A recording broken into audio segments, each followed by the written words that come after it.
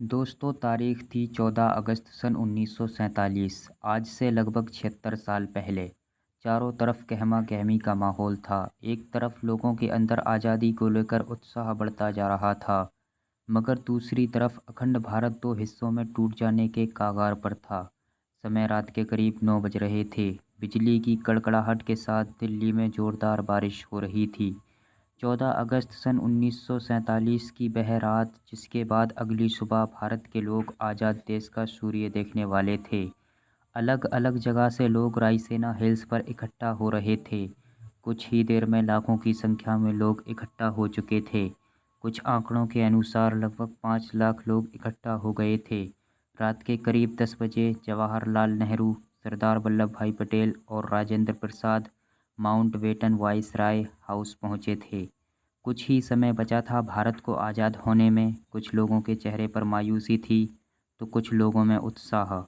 रात के करीब 11 बजने वाले थे तब पंडित जवाहरलाल नेहरू ने अपना भाषण शुरू किया था, और उनके भाषण की शुरुआत कुछ इस लाइनों से होती है।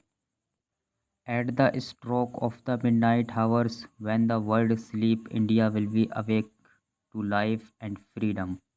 अब रात के 12 बज चुके थे। कुछ समय के बाद वो घड़ी आ ही गई जब भारत ने आज़ादी की सांसें लीं। लगभग 190 साल की ब्रिटिश हुकूमत के बाद हमारा देश आज़ाद हुआ था।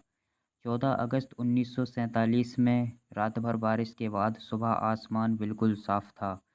जब सुबह 8 बजे पंडित नेहरू और उनके कैबिनेट ने शपथ ली और उसके बाद ब्रिटिशर्स का झंडा हटाकर आज़ाद हिंद का झंडा लहराया गया, जिसे देखकर चारों तरफ खुशी का माहौल हो गया था, क्योंकि हमें अब वो झंडा दिखने लग गया था जिसे हम कई वर्षों से देखना चाहते थे।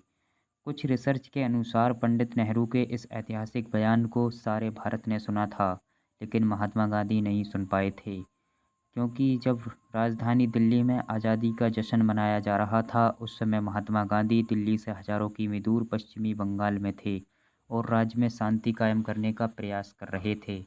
एक तरफ आज़ादी की खुशी थी और दूसरी तरफ अखंड भारत के टूट जाने का गम, क्योंकि भारत ने अपना 3,46,737 स्क्वायर किलोमीटर का एरिया और लगभग 1,44,75,000 लोग एक ही रात में गंवा दिए थे। क्योंकि 14 अगस्त की रात 12 बजे भारत पाकिस्तान का विभाजन हो गया था और भारत दो हिस्सों में टूट गया था, पहला भारत और दूसरा पाकिस्तान। जो लोग पाकिस्तान जाना चाहते थे वो पाकिस्तान चले गए, और जो लोग हिंदुस्तान में अपने आप को सुरक्षित महसूस करना चाहते थे वो हिंदुस्तान में ही रहने लगे थे। पाकिस्तान के अलग होने की सबसे बड़ी वजह ये भी थी कि मोहम्मद अली जिन्ना देश के पहले प्रधानमंत्री बनना चाहते थे, लेकिन महात्मा गांधी जवाहरलाल नेहरू को प्रधानमंत्री बनाने का वादा पहले ही कर चुके थे। तब मोहम्मद अली जिन्ना ने अपना अलग देश मांगा। दोस्तों, जो लोग कुछ समय पहले भाई भाई की तरह अपना जीवन गुजार रहे थे वो अब एक दूसरे जान के दुश्मन बन चुके थे, और उनके बीच बहुत सारे दंगे भी हुए थे। कहा जाता है कि इन दंगों में हजारों लोग मौत के घाट उतर गए थे, और ये सारा खेल अंग्रेज़ी हुकूमत का ही था, क्योंकि अंग्रेज़ों ने 1905 में बंगाल में डिवाइड एंड रोल का खेल पहले ही खेल लिया था, जहाँ पर उन्होंने हिंदुस्तान के अंदर हिंदू और मुस्लिम के बीज भर दिए थे। वरना आज़ादी के पहले हम सभी भाइयों की तरह एक साथ जी रहे थे। वो तो अंग्रेज़ ही थे जिन्होंने जाति के आधार पर हमें हमारा व्यक्तित्व याद दिलाया, जिसके बाद हम आपस में ही लड़ने लगे। भारत के हिंदू और मुस्लिम भाई आपस में ही लड़ने में उतारू थे, और अंग्रेज़ यही चाहते भी थे, क्योंकि यह लड़ाई की चिंगारी उन्होंने ही लगाई थी, जो आग बनकर आज तक हमारे सीनों में जल रही है और दिन प्रतिदिन बढ़ती ही जा रही है।